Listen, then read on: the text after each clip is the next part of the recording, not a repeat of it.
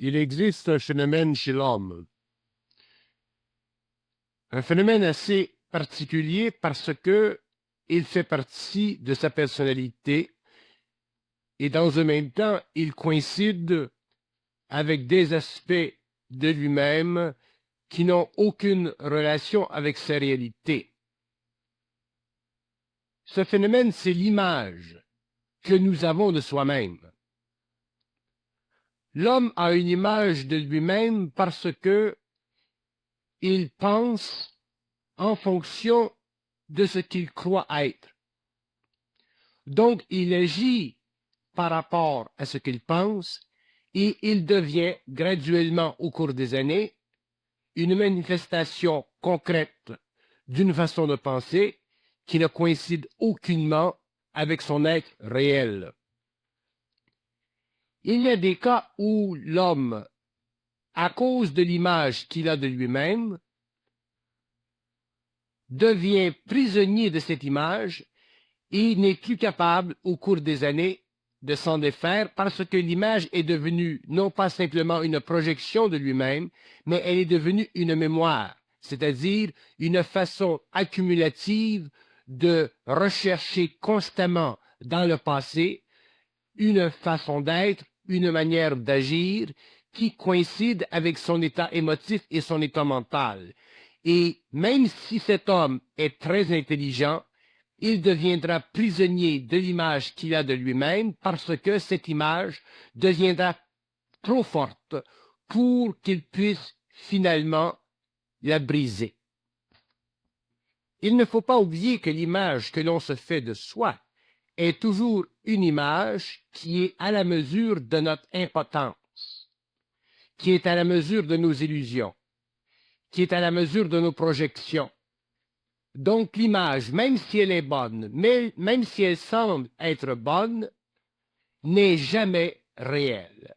Elle ne peut jamais l'être. Et l'homme nouveau devra se débarrasser de cette tendance à se créer une image de lui-même ou à vivre par rapport à une image de soi-même parce que, éventuellement, cette image pourra l'étouffer. Et c'est justement ce que fait l'image de soi. Elle nous étouffe parce qu'elle n'est pas réelle, donc elle n'a pas de vie, donc elle est incapable, sur le plan psychique, de libérer dans l'homme les énergies nécessaires, les forces nécessaires pour établir un pont entre lui-même dans sa matérialité et lui-même dans son état pur.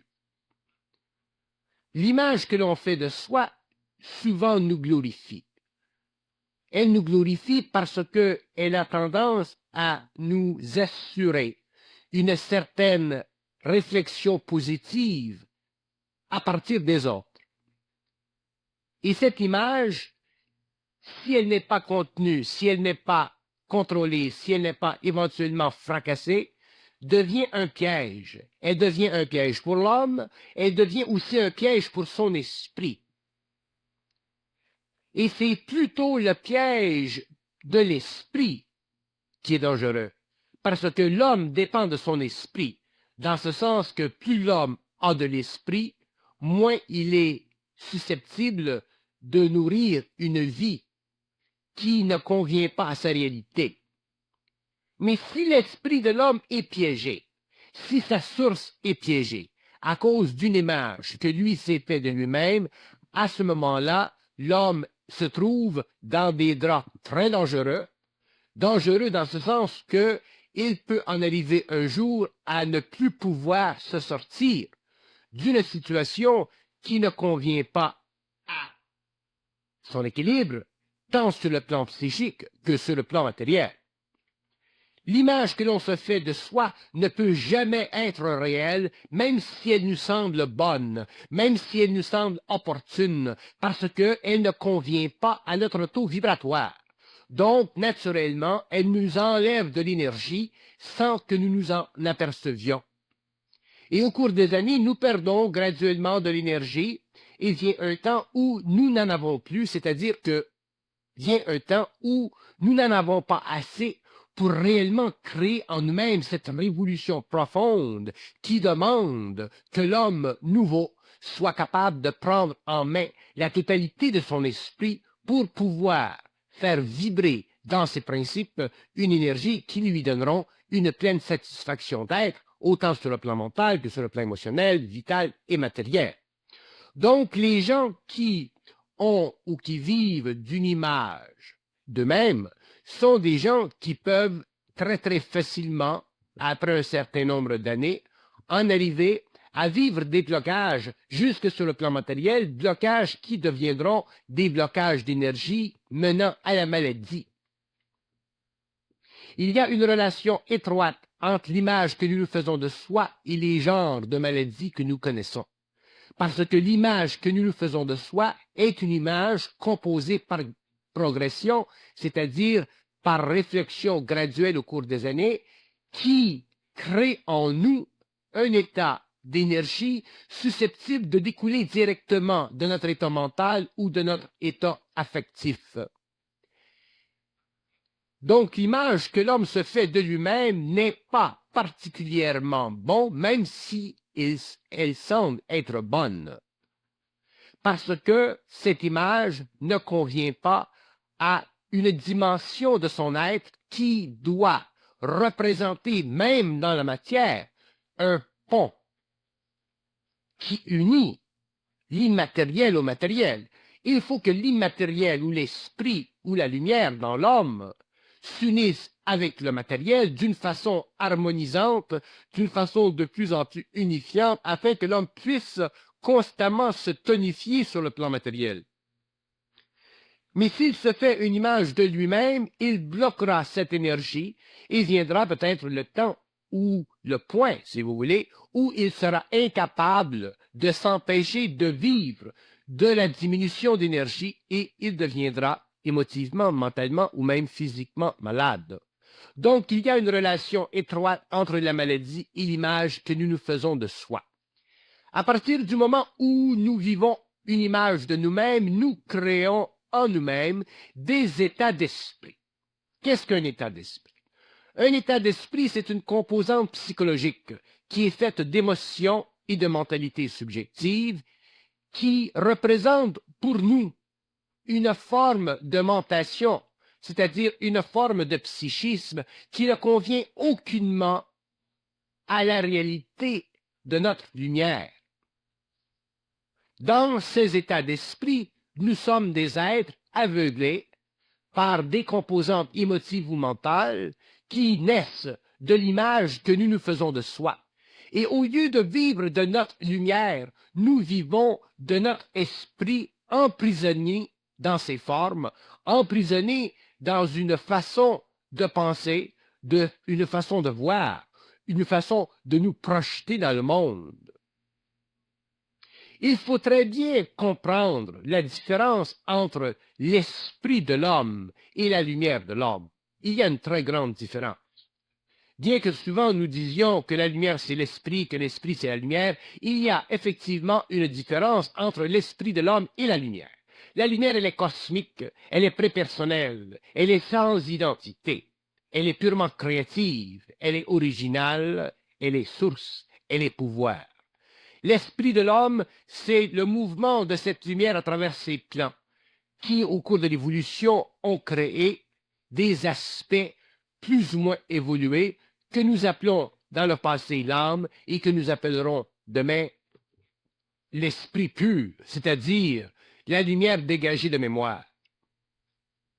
Si l'homme qui vit d'une image qu'il se fait de lui-même ne comprend pas la différence entre cette image et son état réel, il vivra pendant des années d'un esprit qui n'est pas parfait, qui n'est pas pur. Donc, il vivra de certains liens avec la mémoire. Il vivra de l'âme. Il vivra d'une expression de cette énergie inférieure. Et avec le temps, cette énergie le conduira à des états d'esprit, c'est-à-dire à des diminutions de lumière qui feront de lui un être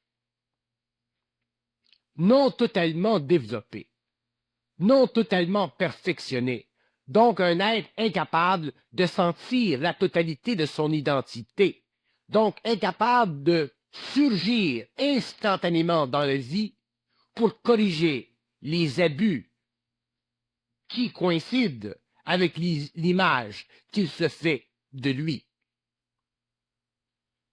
L'image que l'on se fait de soi-même ne peut pas correspondre au taux vibratoire réel de notre identité. L'image que nous nous faisons de nous-mêmes, même si elle est très belle, même si elle est glorifiante, ne peut pas représenter pour l'homme la totalité de sa lumière. Parce que cette image, elle est fondée sur des aspects qui conviennent à sa personnalité évolutive, sur des aspects qui conviennent à son insécurité, sur des aspects qui conviennent à sa nature morte.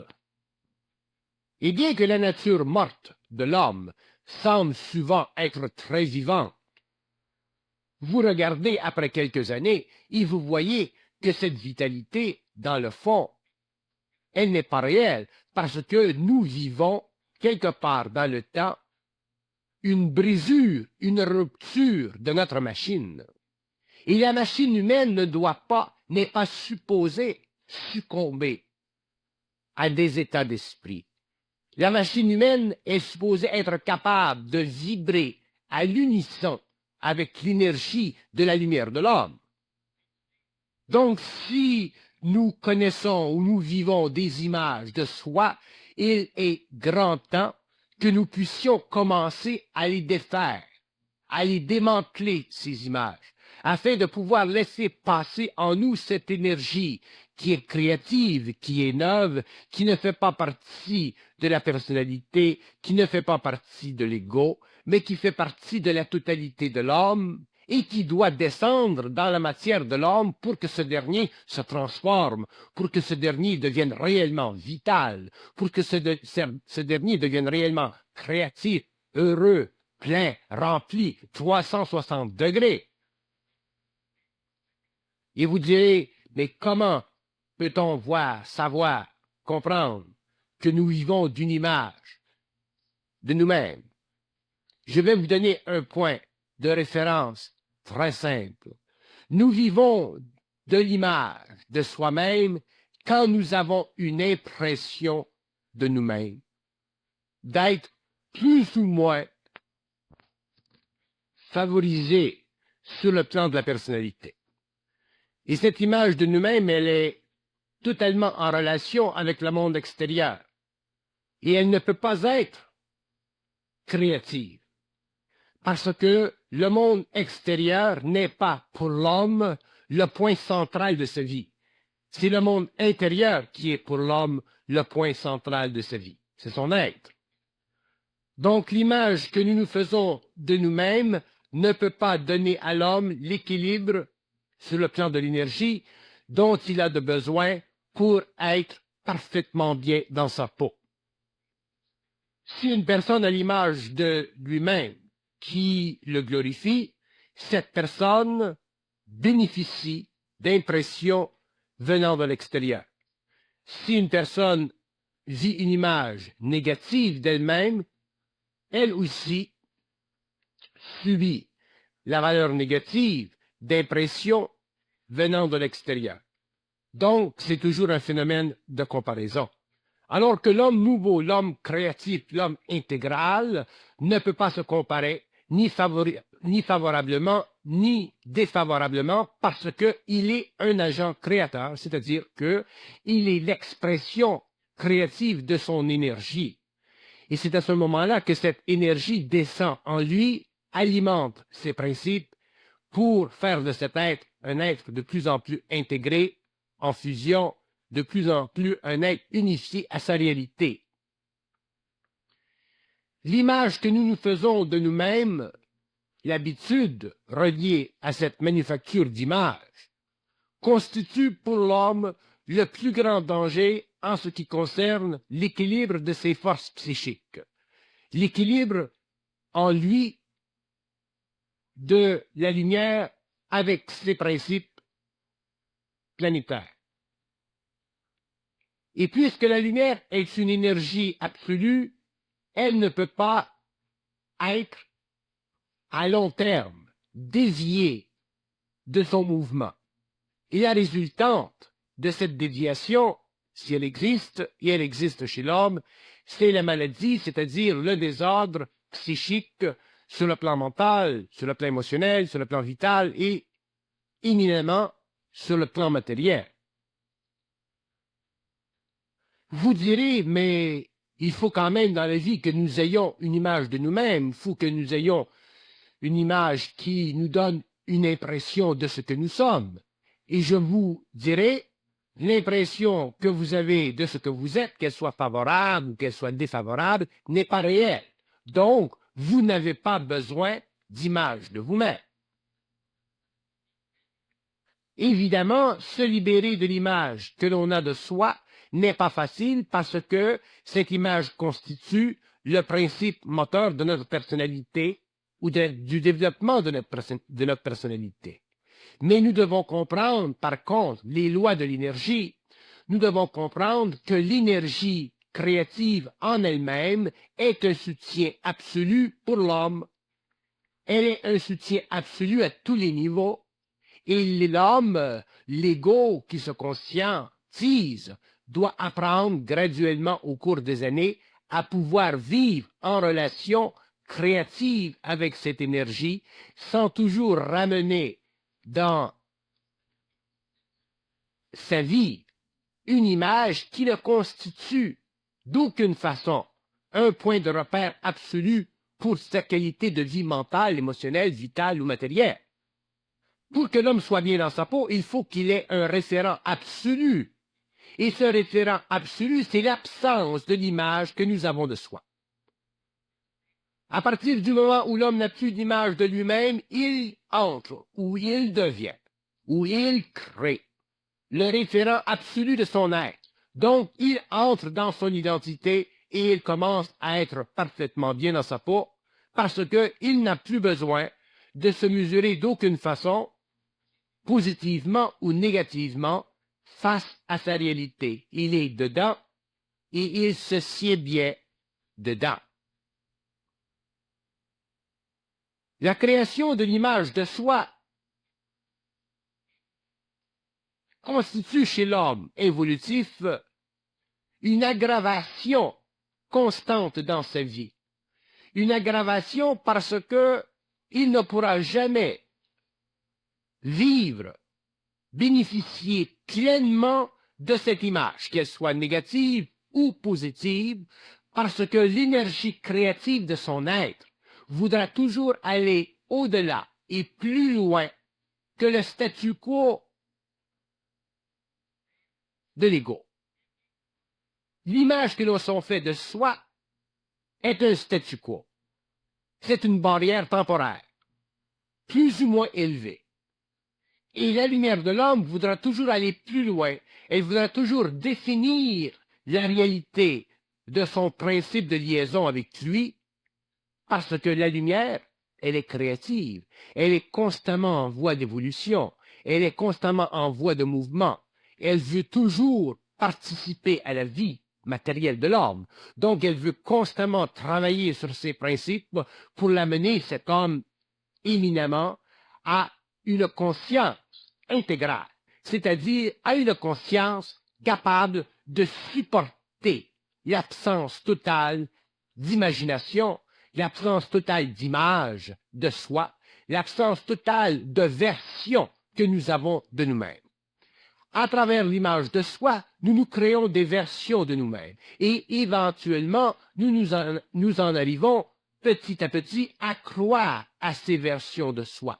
La preuve, c'est que nous nous disons, mais oui, c'est vrai, je suis comme ça, mais je ne peux pas changer ma situation parce que je suis rendu déjà trop avancé en âge. Ça va très loin, le phénomène de l'image que l'on a de soi.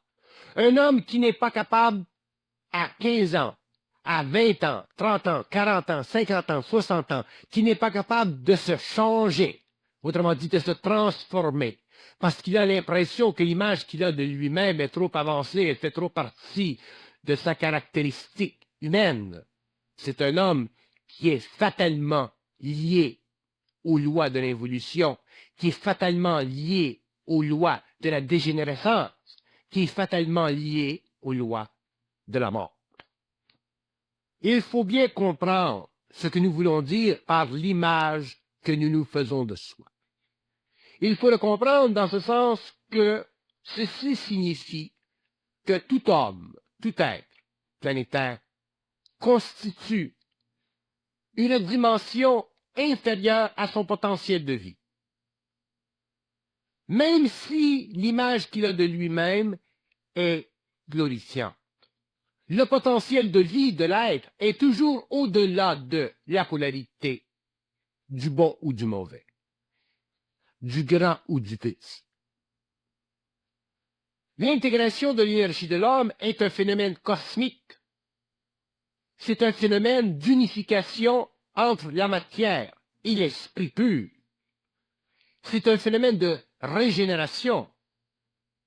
C'est un phénomène de fusion. Donc, ce n'est pas un phénomène de quantification, de comparaison avec des valeurs qui font partie de la conscience planétaire. Pour que l'homme en arrive à se libérer de l'image qu'il a de lui-même, il faut qu'il en arrive à posséder une grande force intérieure, une grande foi intérieure. Et pour aller plus loin que le mot foi, que je n'aime pas, il faut qu'il en arrive à être capable de se désengager ultimement de ses craintes ou de ses ambitions personnelles.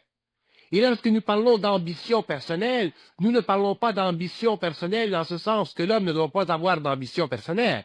Nous parlons d'ambition personnelle dans le sens que l'homme a tendance à vouloir, à travers sa personnalité, ambitionner sur son être. L'homme ne peut pas ambitionner sur son être, mais son être peut ambitionner sur lui.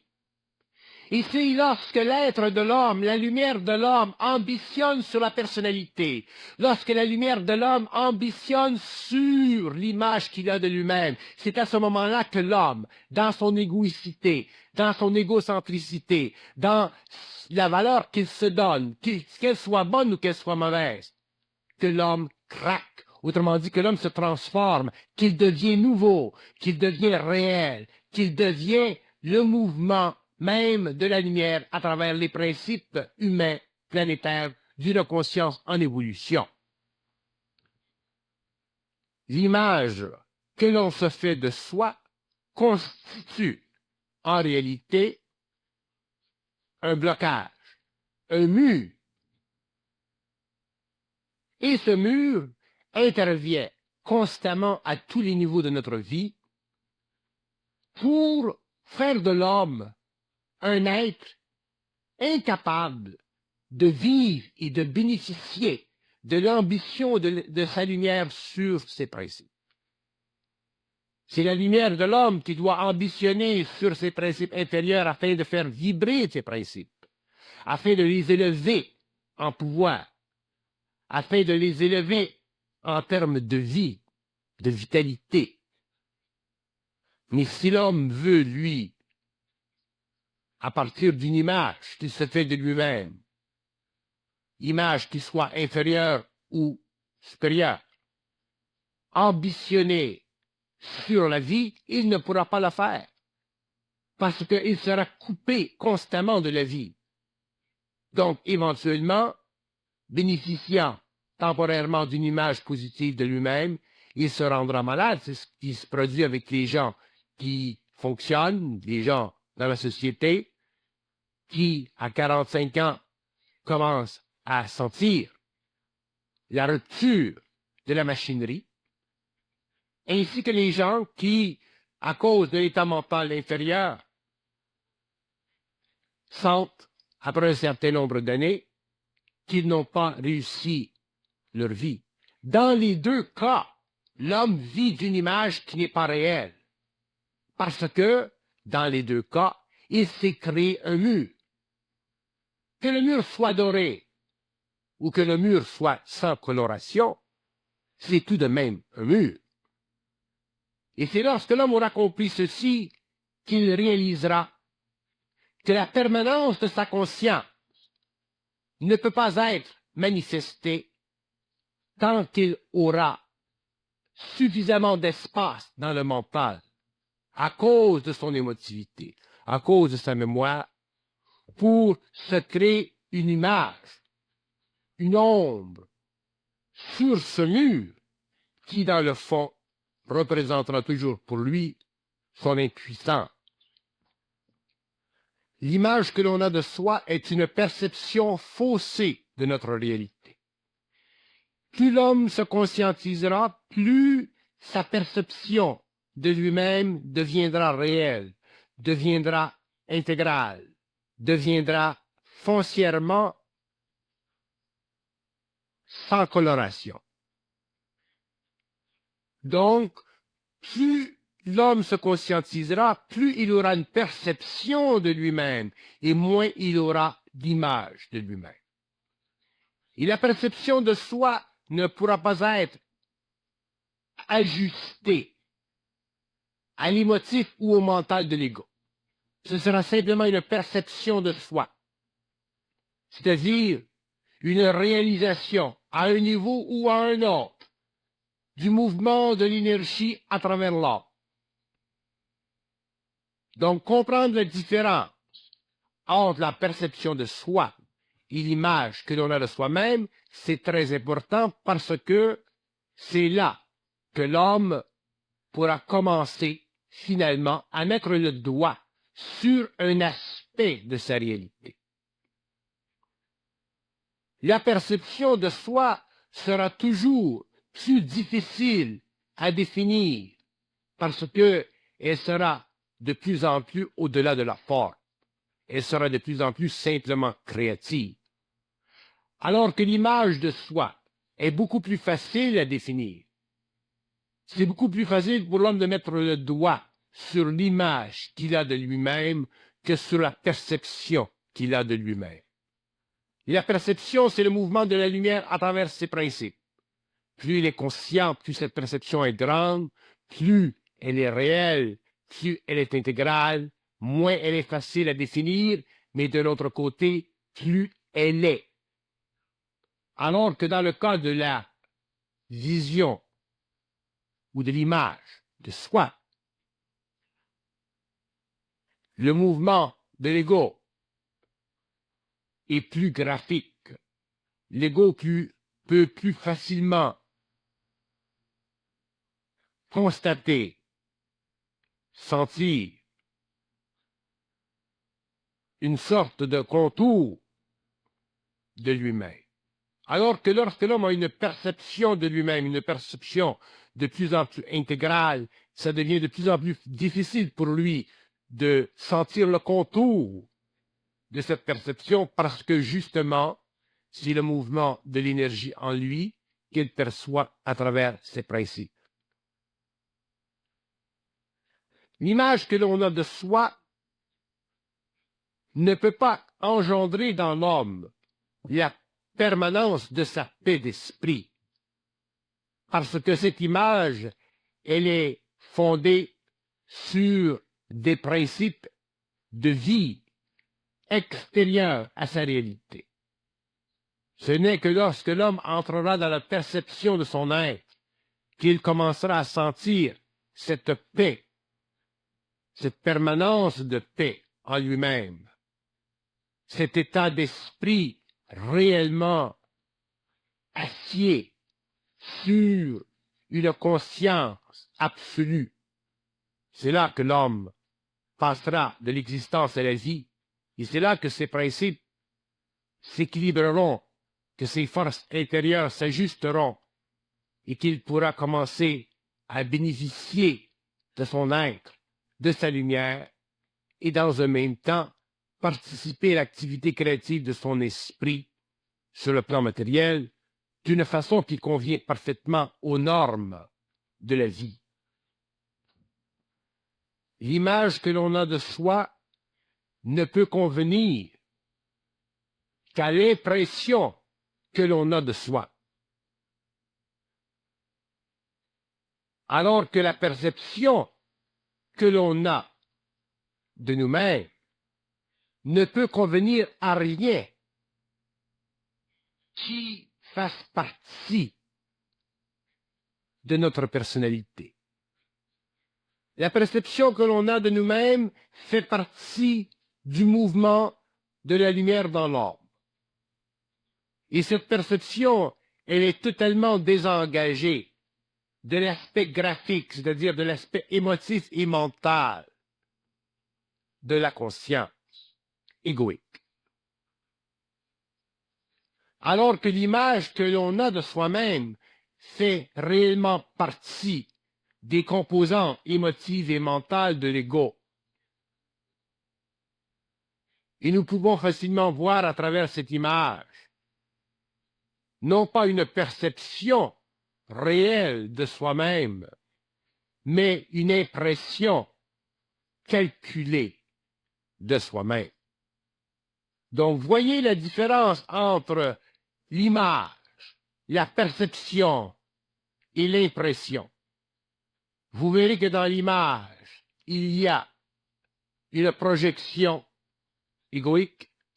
Vous verrez qu'il y a une impression égoïque, mais vous ne sentirez pas de perception réelle.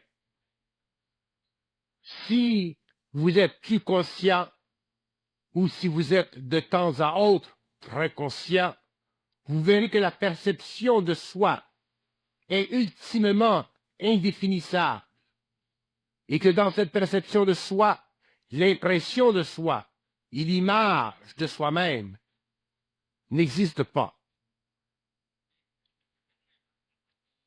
Et plus l'homme se conscientisera, plus il passera de l'impression de l'image à la perception, et plus il sentira ce bien-être, cet état d'esprit ultimement décoloré. Cet état d'esprit qui lui permettra finalement de commencer à sentir l'unité dans la totalité. C'est là que l'homme pourra finalement commencer à comprendre que la vie de l'ego sur le plan matériel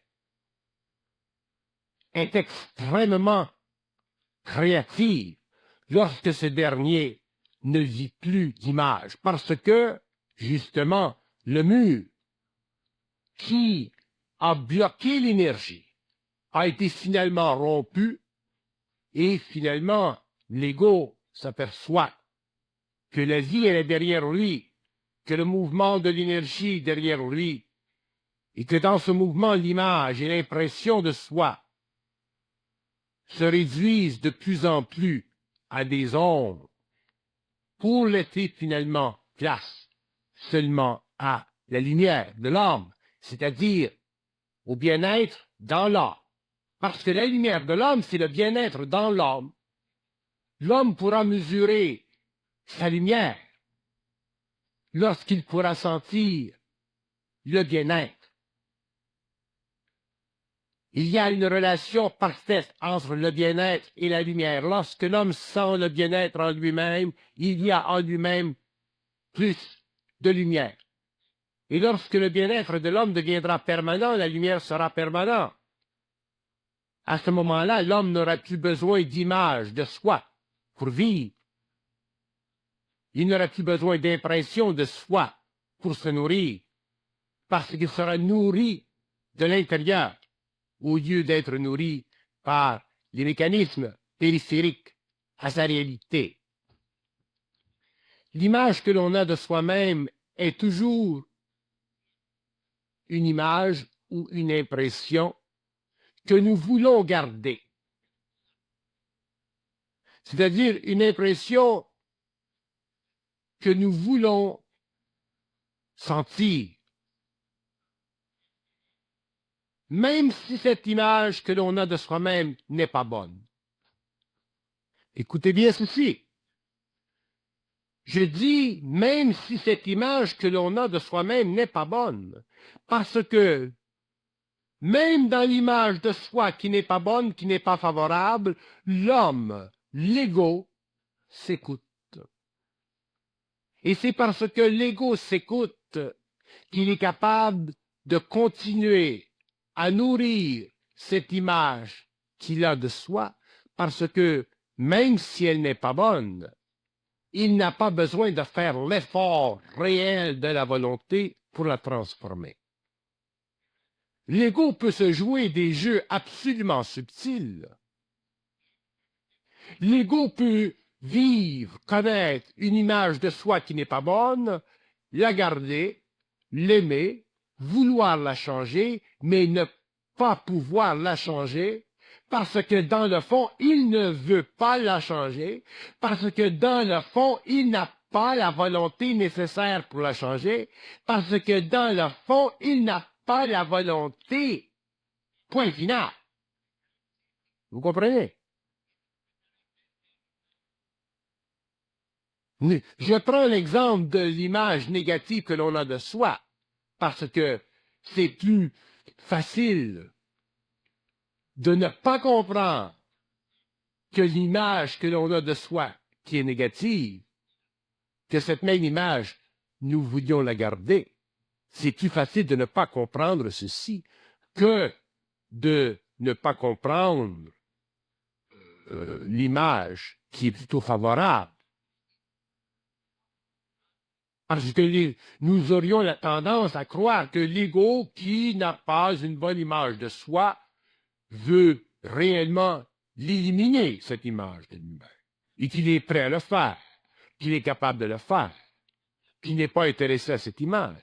Et je vous dis que ce n'est pas le cas. L'ego qui n'a pas une image positive de lui-même est aussi prisonnier de cette image que l'ego qui a une bonne image de lui-même. Pourquoi?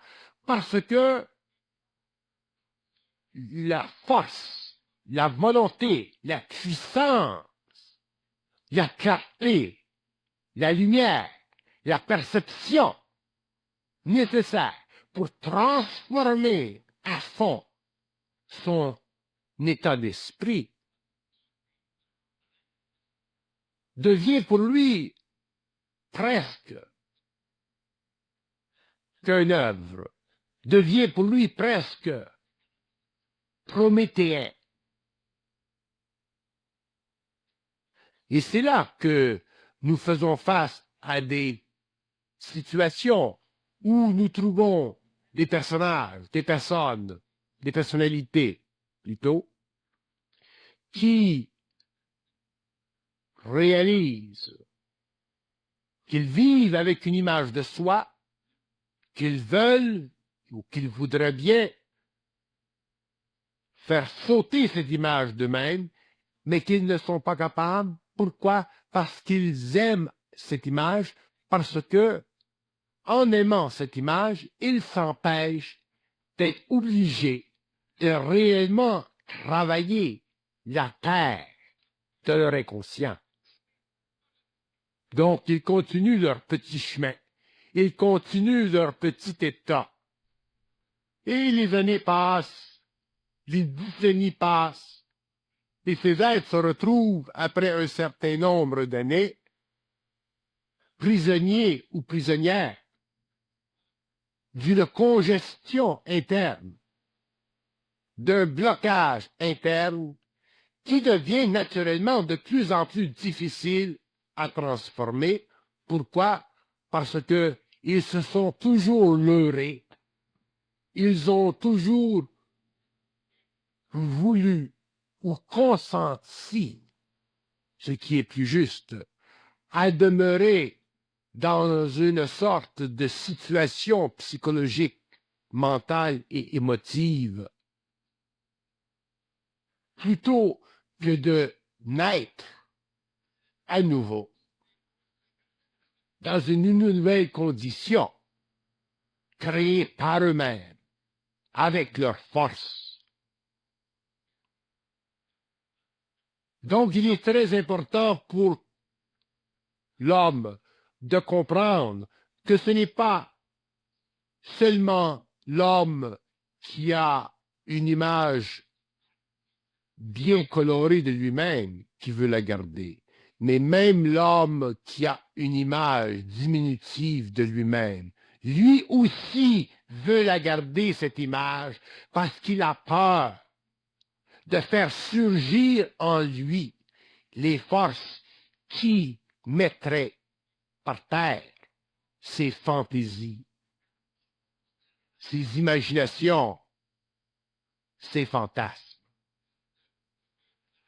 Donc, que nous regardions l'image que l'on a de soi à partir de l'image positive jusqu'à l'image négative, nous demeurons tout de même prisonniers de cette image et l'homme nouveau sera obligé, sera amené par les forces de vie pénétrantes à transmuter son être.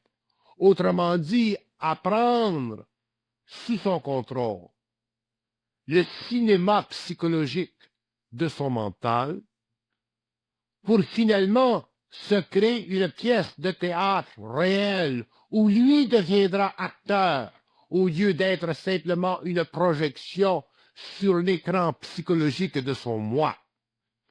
Donc, l'homme nouveau deviendra tridimensionnel. Il deviendra acteur sur une scène. Il ne sera plus simplement bidimensionnel ou une projection sur un écran imaginaire. Et le passage de l'écran à l'espace libre sera à la mesure de sa puissance interne, sera à la mesure de sa créativité interne, mais surtout sera à la mesure de la souffrance que la vie qui voudra le pénétrer pourra créer afin de le libérer, afin de fusionner avec lui, afin d'entrer en harmonie avec lui. C'est pourquoi je dis qu'aucun homme, dans un cycle de vie ou dans un autre, n'est à l'abri de sa propre lumière. Il peut être à l'abri de sa lumière dans une vie, mais dans un autre, il ne le sera pas. Il peut être à l'abri de sa lumière dans une période de sa vie, mais dans une autre période, il ne le sera pas. Que l'image de lui-même soit grande ou qu'elle soit petite, parce que la lumière brûle, la lumière transforme, elle transmute, elle fait éclater l'homme ancien et elle donne naissance à l'homme nouveau, selon sa propre loi, selon sa propre dimensionnalité, c'est-à-dire selon la nature cosmique de sa réalité.